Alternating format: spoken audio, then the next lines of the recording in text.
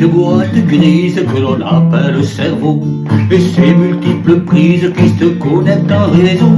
C'est elle qui centralise, elle qui donne le tempo. Si je dis des bêtises, elles viennent de là-haut. Il n'y a pas de carte grise pour voir comme dans une auto comment on comptabilise ce qu'il y a sous le capot.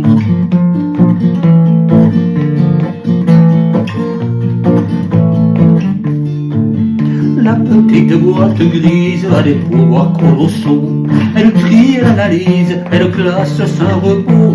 Les étagères divisent l'espace de son bureau, qui va du rayon des sottises au rayon du mot qu'il faut. Une recherche précise, elle prend son escabeau.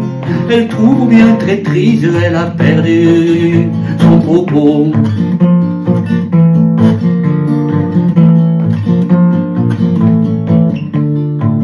La petite boîte grise, elle a gagné le gros lot.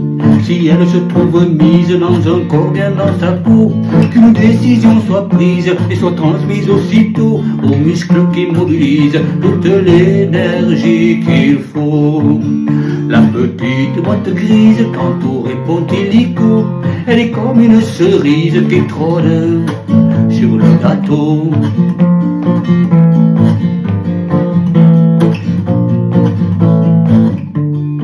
Si la petite boîte grise a des problèmes d'ego, il se peut qu'elle tyrannise, qu'elle devienne bourreau.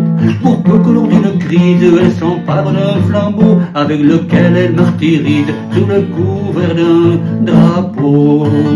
La petite boîte grise est sensible aux idéaux, aux opinions qui divisent ou qui mènent au cachot.